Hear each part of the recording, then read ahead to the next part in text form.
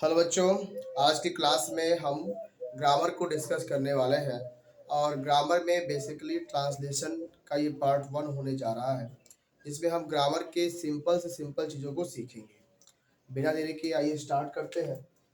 तो हम सीखने जा रहे हैं ट्रांसलेशन। ट्रांसलेशन ट्रांसलेशन का मतलब होता है अनुवाद। ट्रांसलेशन को हिंदी में क्या कहते हैं? अनुवाद। क्या होता है ट्रांसलेशन? जब हम किसी एक भाषा को किसी दूसरे भाषा में परिवर्तित कर देते हैं या फिर उसे चेंज कर देते हैं, तो इसे कहते हैं हमने कि उस भाषा का हमने ट्रांसलेशन कर दिया, अनुवाद कर दिया। ट्रांसलेशन केवल हिंदी से इंग्लिश में ही नहीं होता, बल्कि ये किसी भी लैंग्वेज में हो सकता है। लेकिन हमें यहाँ सीखना है इंग्लिश ग्रामर, और इंग्लिश ग्रामर के अंदर बेसिकली हम सीखेंगे कैसे हिंदी को कन्वर्ट करते हैं इंग्लिश में। इस क्लास के बाद आप अभी इस जो फर्स्ट क्लास है इसमें मैं आपको छोटी छोटी चीज़ें, ट्रांसलेशन की चीज़ें सिखाऊंगा। बहुत बड़ी चीज़ मैं एक बार में आपको नहीं सिखाने वाला। अभी डे बाय डे आपको डेली पे डेली क्लास मिलते रहेंगे, जिसमें आपको ट्रांसलेशन के आगे जो भी बताना होगा चीज़ें वो आपको मैं बताता रहूँगा। फिलहाल में ये क्लास फर्स्ट है, तो इस क्लास फर्स्ट में आप चीज़ों को जितना मैं सिखा रहा हूँ उसको बहुत ही ध्यान से सीखिए।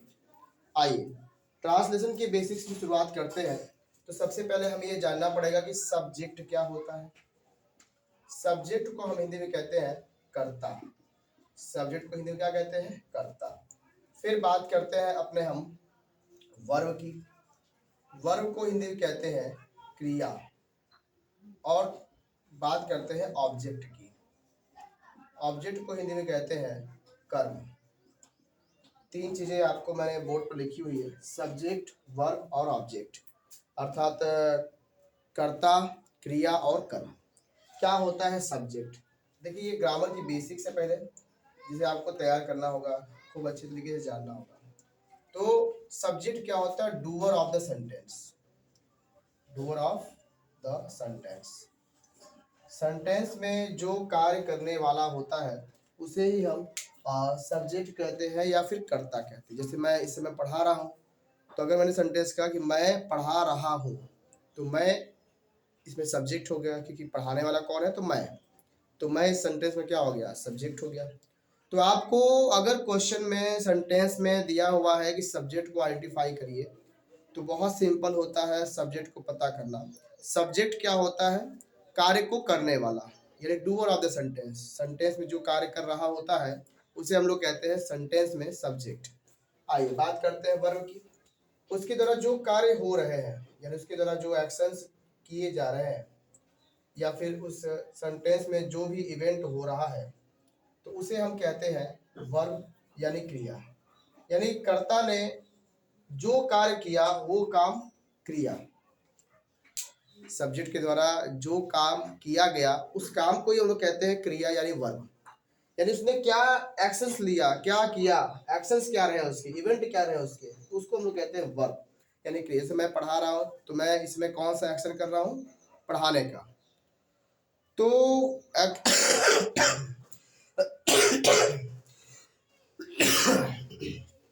तो वर्ब क्या होता है?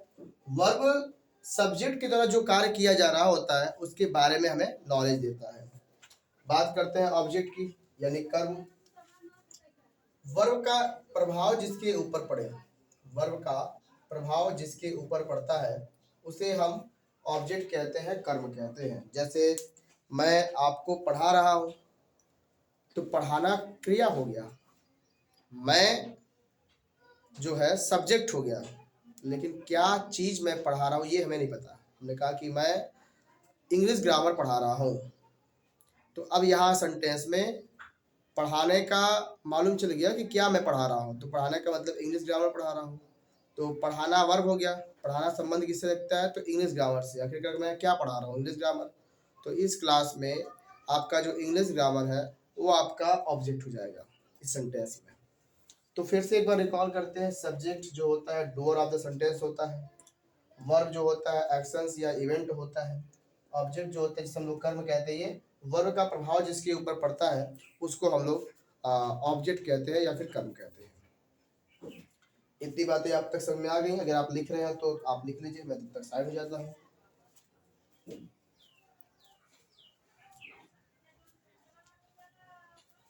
चलिए इरेज करें इसे। ठीक है, अब बात करते हैं, हमने जब इतनी जानकारियां इकट्ठी कर ली है तो अब हम बात करते हैं सब्जेक्ट के ऊपर कि सब्जेक्ट जो होता है वो दो प्रकार का होता है। ग्रामर के भीतर सब्जेक्ट कितने प्रकार का होता है? दो प्रकार का होता है। एक होते हैं सिंगुलर सब्जेक्ट और दूसरे होते हैं प्लूरल सब्जेक्ट। एक सब्जेक्ट कौन सा होता है? Singular subject. और दूसरा कौन सा होता है? Plural subject. सिंगुलर का मतलब होता है एक वचन और प्लूरल का मतलब होता है बहुवचन। अब इसमें और देखिए, वह,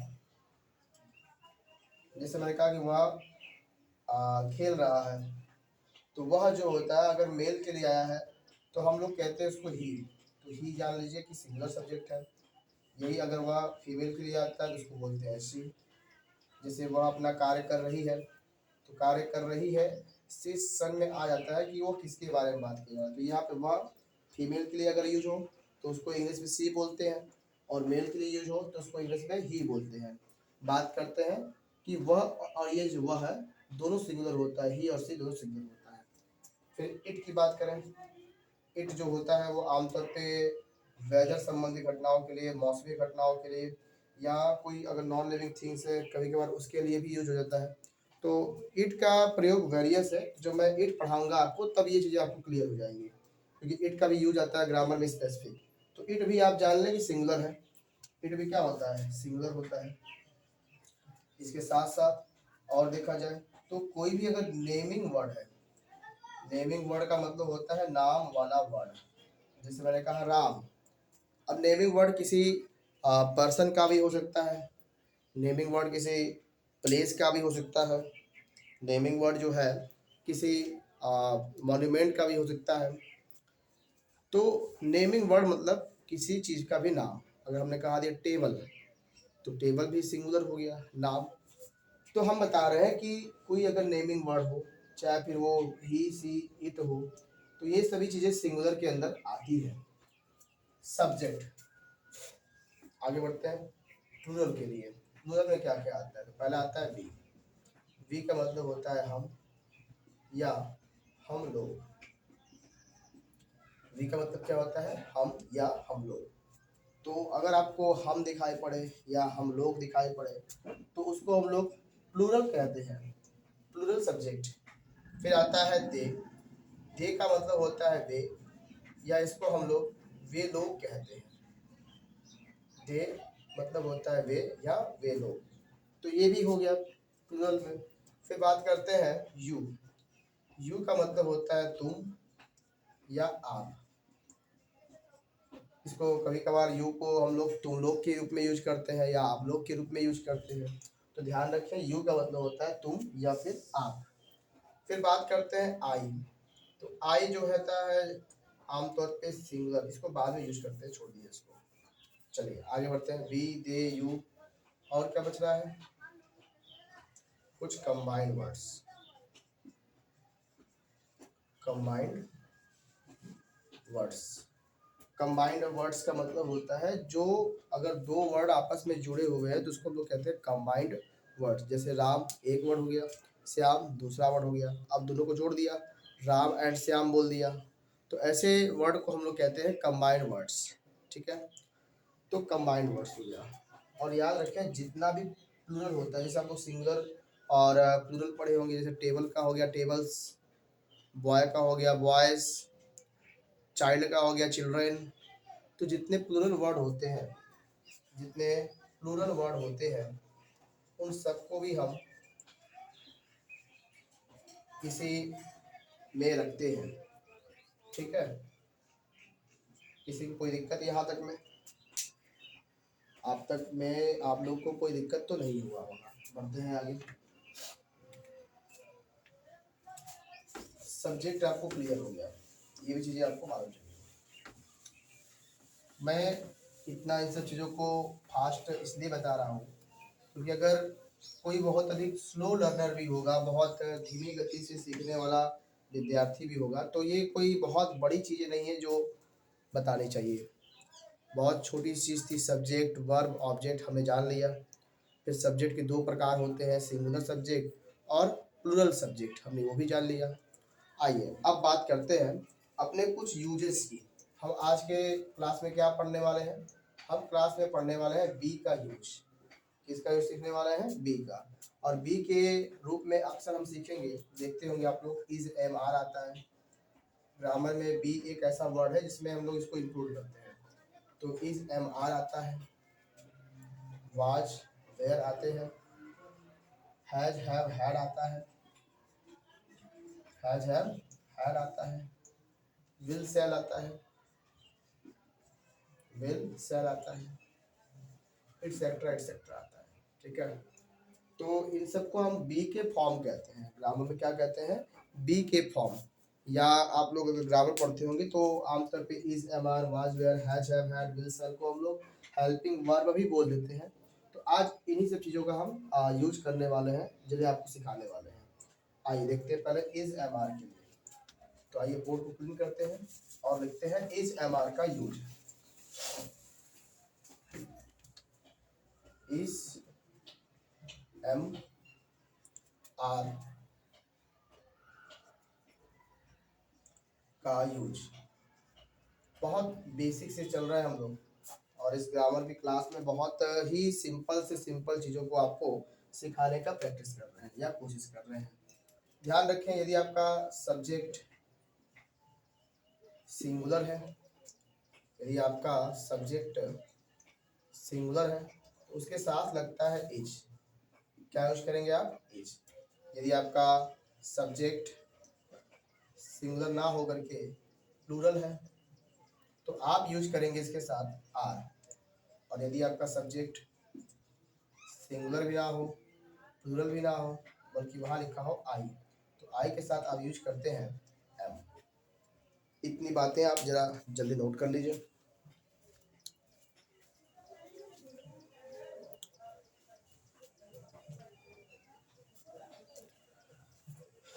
ठीक है, आपने नोट कर लिया होगा।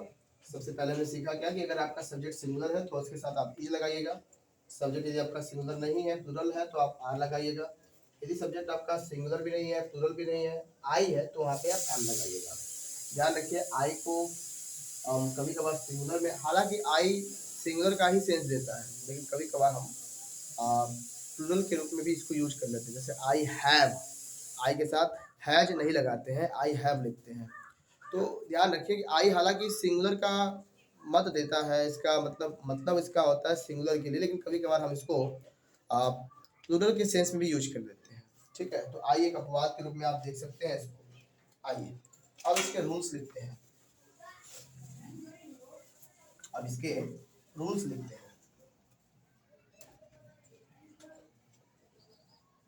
रूल्स, सबसे पहले आप ध्यान रखें, सेंटेंस जब भी हम बोलते हैं तो वो तीन टाइप के बोलते हैं। या तो आमतौर पे ग्रामर के अंदर जो सेंटेंस बोले जाते हैं वो बेसिकली तीन टाइप के बोले जाते हैं। जैसे हालांकि आप पढ़े होंगे कि सेंटेंस के 5 टाइप होते हैं। असर्टिव सेंटेंस, जिसे हम लोग डिक्लेरेटिव सेंटेंस कहते हैं। और असर्टिव सेंटेंस या डिक्लेरेटिव सेंटेंस एक टाइप का स्टेटमेंट होता है, कथन होता है। और कथन जो हमारे मुंह से बोले जाए सब चीज़ क्या है? कथन होती है, स्टेटमेंट होती है। तो अब ये ध्यान रखिए, स्टेटमेंट जो है कैन बी 2 टाइप्स। ये 2 टाइप्स के हो सकते हैं, या तो ये हाँ में हो सकते हैं अर्थात हमारे अफर्मेटिव में हो सकते हैं, या तो हमारे ना में हो सकते हैं अर्थात नेगेटिव में हो सकते हैं। जैसे मैंने चाय पिया, अफर्मेटिव। मैंने चाय नहीं पिया, नेगेटिव। तो अफर्मेटिव सेंटेंस और नेगेटिव सेंटेंस, हमें ट्रांसलेशन में बस ये 3 सेंटेंस को ध्यान रखना है। एक अफर्मेटिव, नेगेटिव, जो कि असर्टिव सेंटेंस या डिक्लेरेटिव सेंटेंस के पार्ट माने जाते हैं। और दूसरा एक सेंटेंस और पढ़ना है, इंट्रोगेटिव। तो इन तीनों के लिए हमको रूल्स लिखने हैं। आइए लिखते हैं पहले अफर्मेटिव के लिए। सबसे पहले आप सब्जेक्ट को लिखिएगा, फिर उसके साथ उसके अनुसार आप इज, एम, आर का यूज करिएगा। फिर सेंटेंस में जो अन्य चीज़ें दी रहेंगी उसको आप लिख देंगे। फिर ऐसे ही इसमें आएंगे नेगेटिव में। तो नेगेटिव बहुत बड़ी चीज़ नहीं है, यहाँ आप सब्जेक्ट लिखिएगा, फिर वैसे ही इज, एम, आर लिखिएगा, और इसके जस्ट बाद आप नॉट लगा दीजिएगा। फिर प्लस जितनी भी चीज़ें दी रहेंगी उसको आपको लिख लेना है। बात करते हैं इंट्रोगेटिव की। तो इंट्रोगेटिव के अंदर दो टाइप होता है, एक होता है यस नो टाइप और दूसरा होता है WH टाइप। ये दो टाइप के क्वेश्चन हमको यस नो टाइप और इंट्रोगेटिव टाइप में, इंट्रोगेटिव सेंटेंस में हमको दो टाइप मिलते हैं, यस नो टाइप और WH टाइप। ठीक है, ध्यान रखिए ये सब क्या होता है। जैसे अगर कोई ऐसे सेंटेंस है जिस इंट्रोगेटिव सेंटेंस है जिसका आंसर हम केवल और केवल यस या नो में दे सकते हैं, तो उसको हम लोग कहते हैं यस नो टाइप। जैसे कि आपने खाना खाया, तो अगर आपने खाना खाया होगा तो बोलेंगे हाँ, और नहीं खाया होगा तो कह देंगे नहीं, हमने नहीं खाना खाया। क्या इसके अलावा आप और देखिए, कुछ और बोलने की आवश्यकता पड़ रही है? नहीं बोलने पड़ रही आवश्यकता, तो इसको हम लोग कहते हैं यस नो टाइप। या फिर अगर इतनी भी बात आपको समझ में ना आ रही हो तो कोई दिक्कत नहीं, ऐसे सेंटेंस, ऐसे इंट्रोगेटिव सेंटेंस जिनकी स्टार्टिंग क्या से होती है, ऐसे इंट्रोगेटिव सेंटेंस जिसकी स्टार्टिंग किससे होती है, क्या से, तो उसको हम लोग कहते हैं यस नो टाइप सेंटेंस। क्या कहते हैं? Yes no type sentence, interrogative का यस नो टाइप सेंटेंस। जैसे क्या वह बाजार गया, तो क्या वह बाजार गया, इस सेंटेंस में अगर देखा जाए तो सबसे पहले सेंटेंस की स्टार्टिंग किससे हो रही है? सेंटेंस की स्टार्टिंग हो रही है क्या से। किससे हो रही है? क्या से। तो जिस सेंटेंस की स्टार्टिंग क्या से होती है हम उसे कहते हैं इंट्रोगेटिव में यस नो टाइप। और यही कोई क्वेश्चन वर्ड ऐसा हो जो सेंटेंस के बीच में पूछ लिया जाए तो हम उसे कहते हैं WH टाइप। जैसे तुम्हारा क्या नाम है, अब यहाँ पे जो क्या है वो सेंटेंस के बीच में आया है, तुम्हारा क्या नाम है। अब इसमें आप यस या नो कह के निकल नहीं सकते, आपको बताना होगा कि मेरा नाम ये है, मेरा नाम वो है। हमने कहा कि हाउ आर यू, यानी कि आप कैसे हैं, तो आप इसमें बता के नहीं निकल सकते कि हाँ या ना, कुछ नहीं बोल पाएंगे, आपको बताना होगा कि नहीं हम ठीक ठाक हैं, आई एम फाइन, ये सब बताना होगा। तो ऐसे सेंटेंस जिसमें आपको हाँ या ना से काम ना चल पाए तो उसे हम WH टाइप कहते हैं। यदि ये भी समझ में ना आए तो आप इसको इस प्रकार से भी समझ सकते हैं कि ऐसे सेंटेंस जिनमें अगर कोई क्वेश्चन वर्ड आया है, क्वेश्चन वर्ड मतलब जैसे क्यों, कैसे, कब, कहाँ, है ना, तीन सबको कहते हैं हम लोग क्वेश्चन वर्ड। अगर वो सेंटेंस के बीच में आता है तो वो WH टाइप है। और यदि क्या से सेंटेंस प्रारंभ हो रहा है तो वो यस नो टाइप है। तो इसकी हम लोग कैसे तैयारी करते हैं, देखिए यहाँ रूल लिख रहा हूँ मैं यस नो टाइप के लिए। सबसे पहले आपको लिखना होगा इस एम आर। पहले क्या लिखना होगा? इस एम आर। सबसे पहले क्या लिखना होगा आपको? इस एम आर। सेंटेंस की स्टार्टिंग यस नो टाइप में आप कैसे करेंगे? तो वो करेंगे इज एम आर से, और इसके बाद प्लस आप लिखेंगे सब्जेक्ट। क्या लिख देंगे? सब्जेक्ट। और प्लस आप जो भी अन्य चीजें थी उसको लिख के फाइनली लगा देंगे क्वेश्चन मार्क। ध्यान रहे जो ये इज एम आर है वो सब्जेक्ट के अनुसार ही लगेगा। ठीक है, आइए WH टाइप की ओर बढ़ते हैं। इसमें सबसे पहले जो क्वेश्चन वर्ड रहेगा उसको आप लिख देंगे। सेंटेंस में आपको ढूंढना पड़ेगा कि कौन सा क्वेश्चन वर्ड है, उसको लिख देंगे। और इसके फिर बाद आप लिखेंगे is am are, is am are. फिर लिख देंगे प्लस सब्जेक्ट,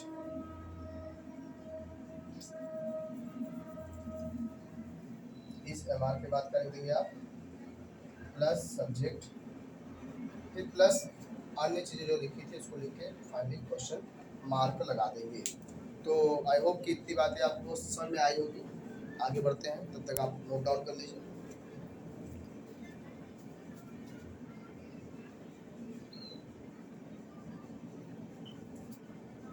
चलिए अब कुछ क्वेश्चंस की प्रैक्टिस हम करते हैं और ये देखने की कोशिश करते हैं कि क्या आपको जितनी बातें बताई गई वो सब चीज़ें समझ में आ रही है कि नहीं आ रही है।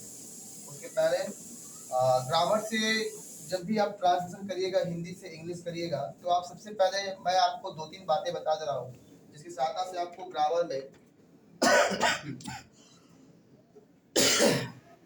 ट्रांसलेशन करना बहुत ईजी हो जाएगा। सबसे पहला अगर हमारे सामने सबसे पहले कोई भी अगर सेंटेंस आता है तो सेंटेंस में सबसे पहले हमें पहचानना होता है कि वो कौन सा सेंटेंस है।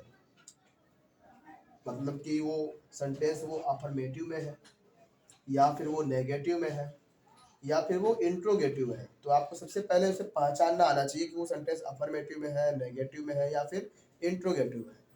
और फिर उसके बाद आपको ये ध्यान रखना चाहिए कि उसमें रूल्स कौन से लगेंगे। अगर ये सेंटेंस अफर्मेटिव का होगा तो जाहिर सी बात उसमें अफर्मेटिव के रूल्स अप्लाई होंगे। नेगेटिव का है तो उसमें जाहिर सी बात है उसमें नेगेटिव के रूल्स अप्लाई होंगे। और यदि वो सेंटेंस इंट्रोगेटिव का है तो उसमें इंट्रोगेटिव के रूल अप्लाई होंगे। आइए देखते हैं पहला क्वेश्चन, राम एक भला या फिर अच्छा लड़का है। राम एक अच्छा लड़का है। इस सेंटेंस में सबसे पहले अगर देखा जाए तो ये सेंटेंस दिया हुआ है अफर्मेटिव में। किसमें दिया हुआ है? अफर्मेटिव में, क्योंकि इसमें कहीं भी नहीं का प्रयोग नहीं हुआ है और न ये इंट्रोगेटिव सेंटेंस ही है, क्योंकि इंट्रोगेटिव सेंटेंस में लास्ट में क्वेश्चन मार्क लगता है, उसके द्वारा सेंटेंस में हमें क्वेश्चन पूछे जाने का बोध होता है। तो ये दोनों ही तो नहीं है, मतलब रहा अफर्मेटिव। तो अफर्मेटिव की ट्रांसलेशन कैसे करेंगे? अफर्मेटिव को जो हम लोग ट्रांसलेशन करेंगे वो उसके नियम के अनुसार। तो उसमें नियम मैंने क्या बताया था कि सबसे पहले हम लोग लिखते हैं सब्जेक्ट को, अर्थात कार्य करने वाला कौन है या फिर किसके विषय में कोई बात कही जा रही है। तो राम एक अच्छा अच्छा लड़का है, किसके बारे में कहा जा रहा है? तो राम के बारे में। तो यहाँ राम आपका हो गया सब्जेक्ट, तो यहाँ लिख देंगे राम है, फिर लगा देंगे इज। अब क्या है? तो एक अच्छा लड़का, तो एक के लिए वो कहते हैं अ, अच्छा वो कहते हैं गुड, और लड़का वो कहते हैं boy. Ram is a good boy. किसी को कोई दिक्कत नहीं होगी। ये सब चीज़ें इतनी आसान है ही कि इसमें कोई दिक्कत नहीं होने वाली है। क्लास फर्स्ट जो भी मैं आपके सामने ले रहा हूँ, इसमें कहीं से कोई दिक्कत किसी को नहीं होने वाली, क्योंकि बहुत ही सिंपल सिंपल चीज़ से भी मैं शुरुआत कर रहा हूँ। हाँ, ट्रांसलेशन में हो सकता है दिक्कत तब आपको ज़्यादा हो जब थोड़ी भारी भरकम चीज़ें मैं आपको पढ़ाऊँगा, जैसे टेंस हो गया, टेंस हो गया या कोई और अन्य चीज़ें हो गई, तो मैं उसमें आपको दिक्कत हो सकता है। आइए दूसरा देखते हैं, तुम बहादुर नहीं हो। तुम बहादुर नहीं हो। तुम बहादुर नहीं हो। अब इस सेंटेंस में देखिएगा, लिखा हुआ है कि तुम बहादुर नहीं हो, तो सेंटेंस में आपके आया है नहीं, अर्थात नेगेटिव हो गया, नेगेटिव सेंटेंस हो गया। तो अब यहाँ हम करेंगे, तो तुम का हो गया पहले यू, और यू जो है सिंगुलर है नहीं, ये तो प्लुरल है, तो यू के साथ लगाते हैं आर, यू आर, फिर नॉट लग जाएगा। और बहादुर को कहते हैं ब्रेव। क्या कहते हैं? ब्रेव। वर्ड मीनिंग याद होना आपको बहुत जरूरी है, क्योंकि बगैर वर्ड मीनिंग के आप ग्रामर में कुछ भी नहीं कर पाएंगे। You are not brave. ठीक है, किसी को कोई दिक्कत?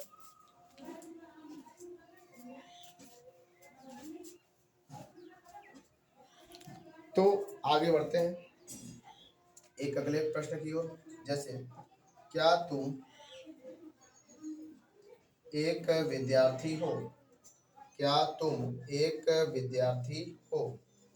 यहाँ क्वेश्चन कहा गया है कि क्या तुम एक विद्यार्थी हो। तो इस सेंटेंस में अगर देखा जाए तो हमसे कहा गया है कि क्या तुम एक विद्यार्थी हो। तो इस सेंटेंस को पढ़ने के बाद आपको क्या लगता है कि ये कौन सा सेंटेंस है?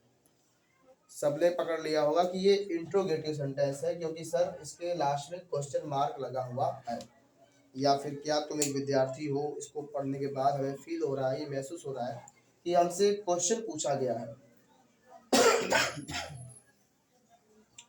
अब बारी आती है इंट्रोगेटिव में ये टाइप पता करने की, ये कौन सा टाइप है, यस नो टाइप है या फिर डब्ल्यू एच टाइप है। तो हमने जान लिया कि सेंटेंस में क्या से स्टार्टिंग हो रही है। तो क्या से स्टार्टिंग होने वाला जो सेंटेंस होता है वो होता है यस नो टाइप, यानी इसका हमने जान लिया कि यस नो टाइप है। यस नो टाइप में हमने आपको नियम लिखवाए थे कि सबसे पहले स्टार्टिंग होती है इस एम आर से, और इसमें क्या लगेगा कि इज लगेगा कि एम लगेगा, आर लगेगा, ये डिसाइड होगा आपके सब्जेक्ट से। सब्जेक्ट देखते हैं, तो सब्जेक्ट यहाँ लिखा हुआ है तुम, और तुम का मतलब होता है यू, और यू सिंगुलर है नहीं, ये तो है प्लूरल, तो प्लूरल के साथ लगाते हैं आर, और इसलिए पहले हम लोग लिख देंगे आर। आर हो गया, फिर सब्जेक्ट लिखेंगे यू, आर यू क्या? तो एक विद्यार्थी, आर यू अ स्टूडेंट। विद्यार्थी को क्या कहते हैं? स्टूडेंट। फाइनली क्वेश्चन मार्क लगा देंगे, आर यू अ स्टूडेंट। किसी को कोई दिक्कत? कोई दिक्कत नहीं है। आइए बढ़ते हैं अगले क्वेश्चन की ओर। लास्ट क्वेश्चन, तुम क्यों बीमार हो? तुम क्यों बीमार तुम क्यों बीमार हो, तो यहाँ देखिए इंट्रोगेटिव है क्योंकि क्वेश्चन पूछा जा रहा है, और इसमें हम हाँ या ना में जवाब देकर निकल नहीं सकते, हमें बकायदे यहाँ पर इसका आंसर देना पड़ेगा कि हम इसलिए बीमार हैं। तो यहाँ पे क्वेश्चन वर्ड ढूंढिए, क्यों हो गया, तो क्यों को इंग्लिश में कहते हैं वाई, तो पहले आप लिख दीजिएगा वाई, वाई, फिर लगाते हैं इज एम आर, तो लगेगा आर क्योंकि तू आया है, वाई आर, फिर लिखेंगे यू, वाई आर यू बीमार बचा, तो लिख दीजिए why are you sick, last में क्वेश्चन मार्क बता लीजिए आप लोग।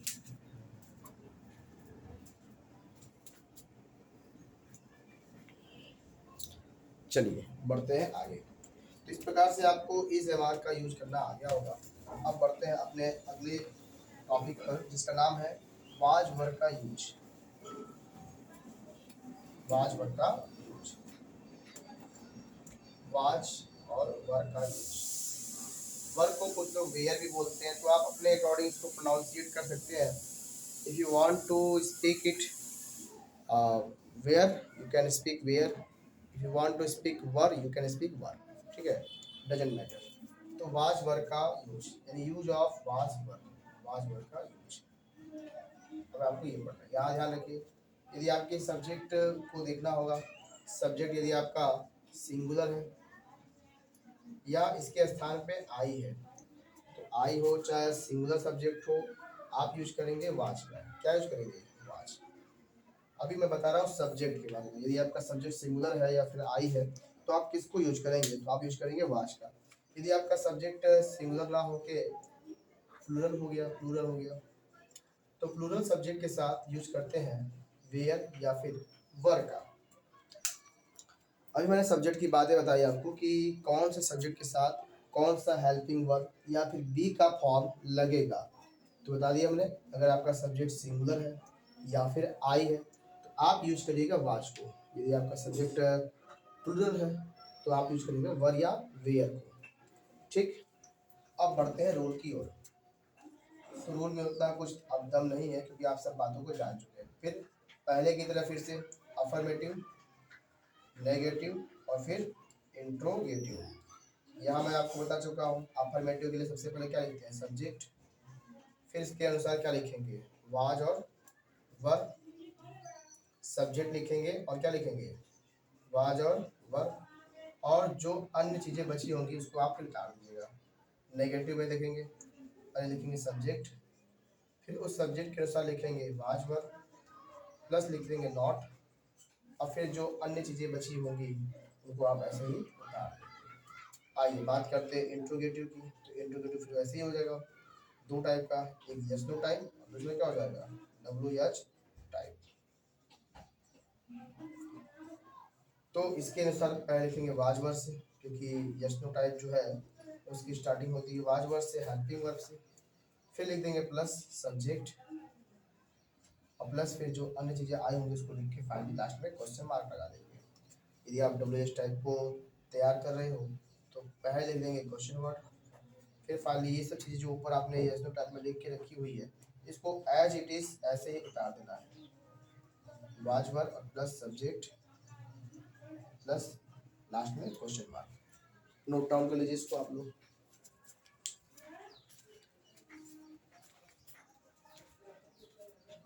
फाइनली आप लोगों ने नोट कर लिया होगा, या फिर नोट नहीं भी किया है तो उसको आपने स्क्रीनशॉट खींच के रख लिया होगा।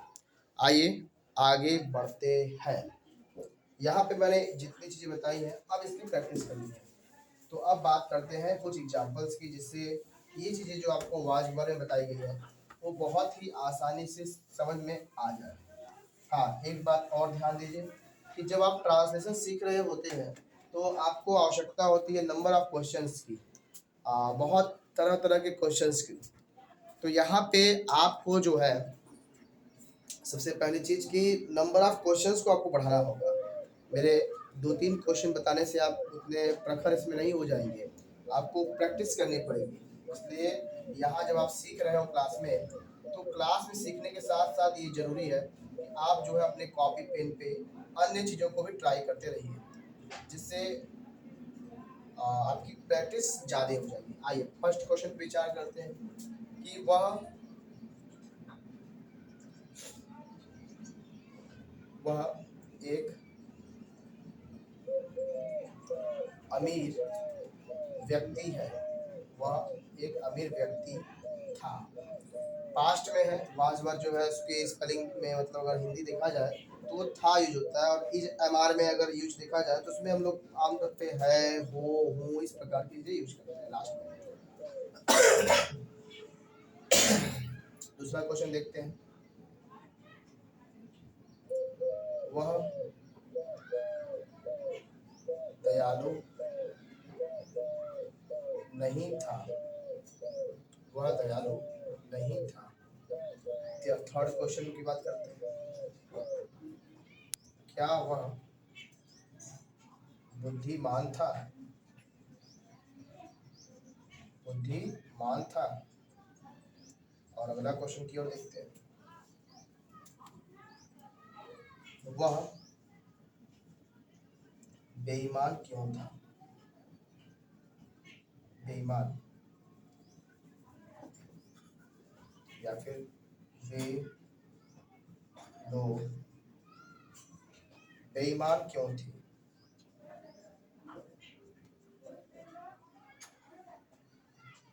वे लोग बेईमान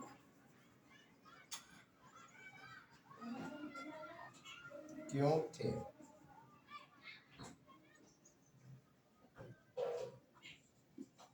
ये चार क्वेश्चंस को हमने आपके सामने रखा हुआ है। बात करते हैं पहले क्वेश्चन की। सबसे पहला टाइप कि जब आप ट्रांसलेशन सीख रहे होते हो तो सबसे पहली बात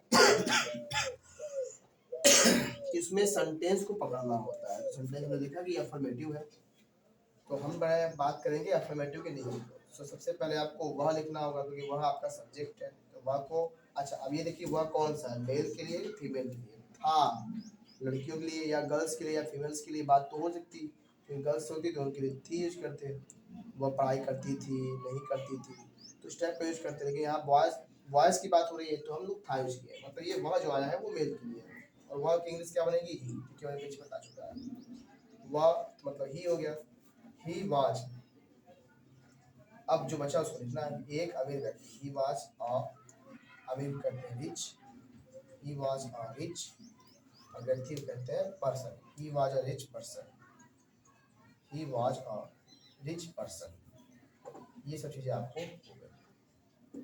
आइए बात करते हैं वह दयालु नहीं था। तो नेगेटिव है, सबसे पहले सब्जेक्ट ढूंढना है, तो वह मेल है तो यहाँ पे ही हो जाएगा, ही वाज नॉट। और दयालु क्या कहते हैं, काइंड, तो ही वाज नॉट काइंड। ठीक है। क्या वह बुद्धिमान था, इंट्रोगेटिव टाइप है, और इंट्रोगेटिव का ये यस नो टाइप है।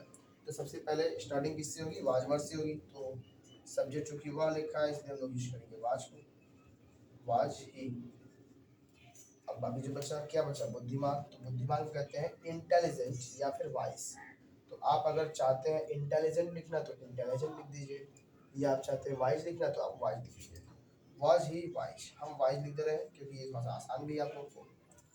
वे लोग बेईमान क्यों थे। अब बात आती है वे लोग बेईमान क्यों थे, तो इसमें हमने देखा कि वे लोग आया है, मैं पहले बता चुका था कि वे लोग हो चाहे वे आए, तो ये बात होती है दे को। दे बोलते हैं वे या फिर वे लोग को। तो वे लोग जो है इसमें अगर देखा जाए तो ये आपका प्लूरल है, सिंगुलर नहीं है। फिर बात करते हैं पहले सेंटेंस को पहचानने का। तो क्वेश्चन वर्ड बीच में आया है, इसका मतलब ये इंट्रोगेटिव का डब्ल्यू एच टाइप है। तो सबसे पहले इसको लिखना होगा, क्यों को बोलते हैं वाई, क्यों को इसमें क्या कहते हैं वाई, वाई। फिर लगा देंगे वेयर, क्योंकि वे लोग हैं, वाई वर्ड, फिर लगा देंगे दे, वाई वर्ड दे। और बेईमान को कहते हैं डिसऑनेस्ट, क्या कहते हैं डिसऑनेस्ट, वाई वर्ड दे डिसऑनेस्ट। नीचे लिखना नहीं बन पा रहा है, वाई वर्ड दे डिसऑनेस्ट। फिर लास्ट में क्वेश्चन मार्क अप्लाई कर देंगे, नोट कर लीजिए।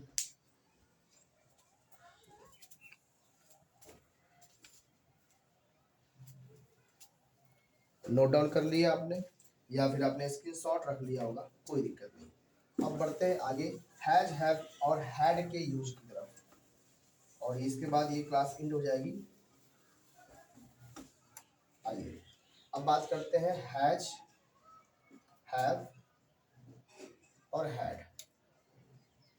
हैज और हैव और हैड का यूज आपको ये सीखना है। आप ध्यान दीजिए, हैज, हैव और हैड का जो यूज है या हम पास के अर्थ में सीखने वाले हैं। जैसे हम कहते हैं ना कि मेरे पास एक मार्कर है, मेरे पास एक वाइट बोर्ड है, तो यहाँ पे जो वर्ड आ रहा है पास, तो यहाँ पे पास की जो अंग्रेजी है या इंग्लिश है उस सेंस में हम यूज करेंगे हैज, हैव और हैड। तो सबसे पहले हमने ये जाना कि हैज, हैव, हैड का यहाँ मतलब क्या है, तो वो है पास के अर्थ में। किसके अर्थ में? पास के अर्थ में। फिर अब बात करते हैं कि किस सब्जेक्ट के साथ किसके आप अप्लाई करेंगे, यानी हैज किसके साथ लगेगा, हैव किसके साथ लगेगा और हैड किसके साथ लगेगा। ये ध्यान दें कि जो हैज और हैव होता है ये दोनों आपका प्रेजेंट टाइम के लिए होता है। किसके लिए होता है? प्रेजेंट टाइम के लिए। आपने जाना कि ये जो आपका हैज या हैव है ये दोनों चीज़ें आपके प्रेजेंट टाइम के लिए होती है, वर्तमान समय को दिखाती है। और ये जो हैड होता है ये आपके पास्ट टाइम को दिखाता है, भूतकाल को दिखाता है, पास्ट टाइम को दिखाता है। तो ये आपने नोट डाउन कर लिया कि पास के अर्थ में इसका हम प्रयोग करते हैं। हैज, हैव प्रेजेंट को दिखाता है, वर्तमान समय को दिखाता है, और पास्ट को हैड दिखाता है। जैसे मैंने कहा कि मेरे पास एक कलम है या फिर मेरे पास एक मार्कर है, तो इस टाइम पे आपके सामने मार्कर दिखाई पड़ रहा है और मेरे हाथ में है, तो है मतलब प्रेजेंट टाइम हो गया। तो उस सेंस में अगर आपको पास की स्पेलिंग लिखनी पड़ेगी या इंग्लिश लिखनी पड़ेगी तो आप यूज करेंगे हैज या हैव का। मेरे पास एक मार्कर था, अब वो है नहीं था, अब बीत गया समय, पास्ट के लिए हो गया, तो वहां पे जो पास की जो इंग्लिश बनेगी वो हैड लगा के करेंगे। क्या लिखेंगे? हैड। आइए अब बात करते हैं सब्जेक्ट की। यदि अच्छा प्रेजेंट टाइम के लिए ना, पहले प्रेजेंट टाइम याद रखिए, यही बता दे रहा है। अगर आपका सब्जेक्ट प्रेजेंट में हैज है, सब्जेक्ट में सिंगुलर है, क्या है? Singular, as for singular, as for singular. यदि आपका सब्जेक्ट कैसा है? सिंगुलर है, आप यूज करते हो हैज को।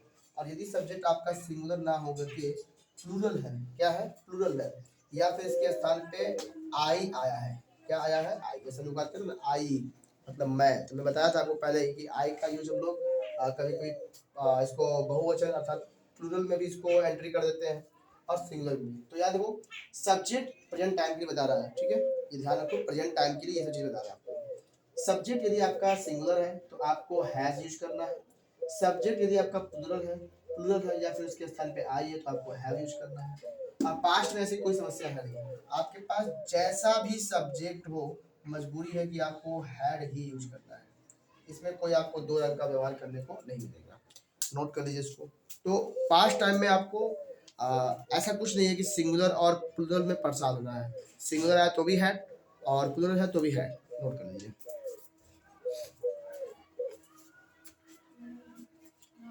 नोट कर लिया आपने या फिर स्क्रीनशॉट ले लिया होगा आपने। आइए करते हैं आगे। अब बात करते हैं रूल्स की तरफ। देखो मैं तीनों का एक साथ लिख दे रहा हूँ। तो रूल्स की बात अगर करें तो रूल्स हम लोग जान चुके हैं। सेंटेंस को पहले हमको आइडेंटिफाई करना पड़ेगा कि सेंटेंस कौन सा होता है। तो हमने जाना कि सेंटेंस जो होता है ट्रांसलेशन के लिए वो तीन टाइप का होता है। होता है एक अफर्मेटिव, दूसरा होता है नेगेटिव और तीसरा होता है इंट्रोगेटिव। फाइनली या इंट्रोगेटिव दो टाइप का हो जाता है। एक हो जाता है यस नो टाइप और दूसरा होता है WH टाइप। ठीक, सबसे पहले आपको देखना होगा कि आपका इसमें अफर्मेटिव की अगर देख रहे हैं तो सब्जेक्ट देखिएगा, उस सब्जेक्ट के अनुसार आप हैज, हैव या हैड को अप्लाई करिएगा। बातें अगर पास्ट टाइम के लिए हो रही होंगी तो वहाँ पे आपको हैड यूज करना है, और प्रेजेंट टाइम में अगर सिंगुलर सब्जेक्ट है तो हैज, प्लूरल है तो हैव। फिर बाकी जो चीज़ें आपके सामने रहेंगी उसको आप ऐसे लिख लीजिएगा। नेगेटिव की बात करेंगे, ये subject has, have, had plus फिर नॉट लग जाएगा, प्लस का लग जाएगा, नॉट लिख जाएगा और प्लस अन्य चीजें जो रहेंगी उसको ऐसे ही आप डाल दीजिएगा। यस नो टाइप की बात करें तो स्टार्टिंग किससे होगा? हेल्पिंग वर्ब से या बी के फॉर्म से। यानी पहले हम लोग लिख देंगे हैज, हैव, हैड, लेकिन इस हैज हैव हैड का निर्धारण कैसे होगा? वो होगा सेंटेंस में सब्जेक्ट को देख करके। तो has have had plus subject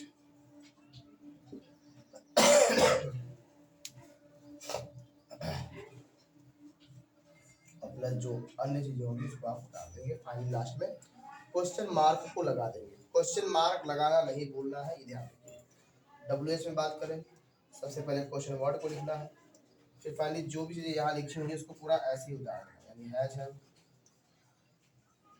had plus subject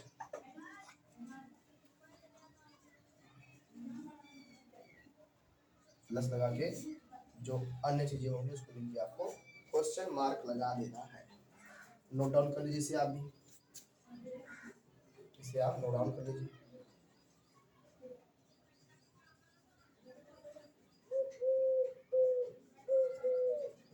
जल्दी से इसको आप नोट डाउन कर लीजिए ताकि फिर हम इसको इरेज कर सकें।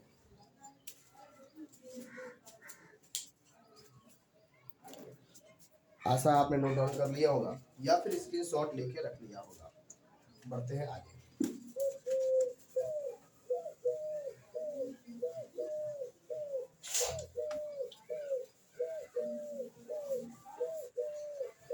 आइए कुछ एग्जाम्पल्स की बात करते हैं।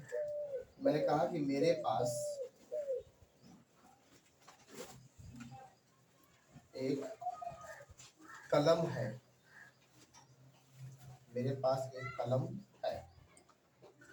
सबसे पहली बात देखना होगा कि जो सेंटेंस लिखा है ये किस तरह का है। तो हमने जाना कि इसमें कहीं पर भी नहीं तो नहीं आया है, मतलब कि ये नेगेटिव नहीं है। इसमें कहीं क्वेश्चन पूछे जाने का बोध भी नहीं हो रहा, अर्थात ये इंट्रोगेटिव भी नहीं है। और हमने ये भी देख लिया कि यस नो टाइप नहीं है और WH टाइप भी नहीं है, यानी बच्चा क्या अफर्मेटिव। तो अब ये हो गया अफर्मेटिव का पार्ट। बात करते हैं कि ये प्रेजेंट टाइम के लिए है कि पास्ट टाइम के लिए। तो हमने देखा कि इसमें तो है लिखा हुआ है, अर्थात ये प्रेजेंट टाइम की बातें कर रहा है। तो अब इसकी बात हम लोग करेंगे प्रेजेंट टाइम के लिए। तो सबसे पहले सब्जेक्ट देखिए, मैं या मेरे, आई बोलते हैं इसको। तो पहले देंगे आई, और आई के साथ यूज करेंगे इसमें हैव। क्या यूज करेंगे? Have, I have. अब इसके बाद जो बचा है एक कलम, एक को बोलते हैं ए और कलम को बोलते हैं pen. I have a pen. Second देखते हैं, तुम्हारे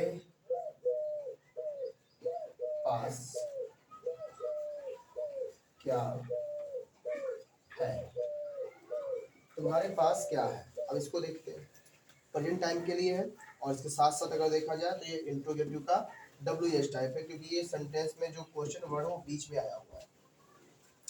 अब बात करते हैं, सबसे पहले क्वेश्चन वर्ड की स्पेलिंग लिख देंगे, अर्थात इसकी इंग्लिश लिख देंगे। तो क्या को बोलते हैं? व्हाट।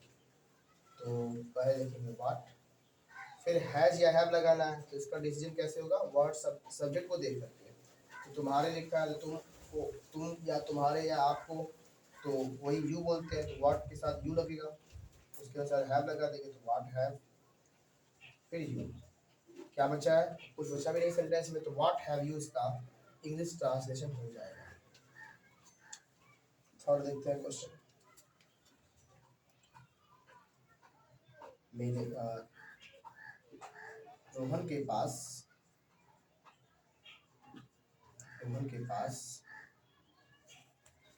एक कार थी। रोहन के पास एक कार थी। तो रोहन के पास एक कार थी, तो रोहन पास्ट टाइम की बात कर रहा है क्योंकि थी लग गया है। तो पहले तो सेंटेंस अफर्मेटिव में है, तो पहले लिख देंगे रोहन, फिर लिख देंगे हैड। क्या था? तो एक car, Rohan had a car, Rohan had a car. ये क्वेश्चन मार्क नहीं, फुल स्टॉप लगेगा। तो इस प्रकार से आपको प्रैक्टिस करना है, नोट डाउन कर लीजिए आपको।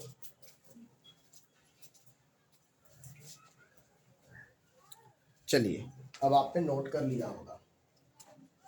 तो इस प्रकार से आपको हमने चीजें बता दिया,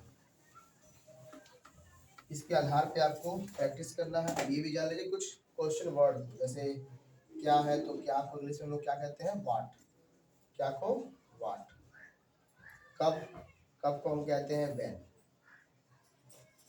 कैसे, तो कैसे की जो स्पेलिंग होती है वो होती है हाउ।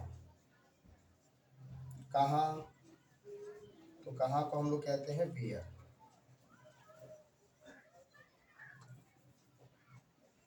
क्यों, और क्यों, तो क्यों को कहते हैं वाई। तो ये सब कुछ कॉमन चीज़ें हैं जो आपको जाननी चाहिए, कि जैसे अगर सेंटेंस में क्या है तो उसको क्या कहते हैं वाई, तो ये सब चीज़ें आप नोट डाउन कर लीजिए। फाइनली ये क्लास अब एंड हो रहा है। जितने भी चीज़ें मैंने आपको बताया उसे आप नोट डाउन करिए और बहुत ही अच्छे तरीके से इसका प्रॉपर वे में नोट्स बनाते जाइए। और ये क्लास ट्रांसलेशन की जो भी मैं ले रहा हूँ ये पार्ट फर्स्ट है, क्लास 1 है, तो जिसमें मैंने आपको बेसिक्स बताया। अभी अभी और भी चीज़ें बाकी है, इसके लिए आप क्लास को देखते रहिए और अन्य जो सीरीज इसके आते हैं उसको भी देखते रहिए। और प्रॉपर एक ट्रांसलेशन की पूरी ग्रामर की एक कॉपी बना लीजिए, जिसमें मैं जो भी चीज़ें आपको बता रहा हूँ उसको नोट डाउन करके, आप चाहे 6 में हो, 7 में हो, 8 में हो, 9 में हो, 10 में हो, ये ग्रामर ये सबके लिए मतलब बेस्ट है। ऐसा नहीं है कि आप यदि 6 में हो तो आपको ये यूज नहीं आएगा, उसमें भी यूज आएगा। तो ठीक है, अब आज के लिए इतना है, फिर अगले वीडियो में मिलते हैं। थैंक यू बच्चों।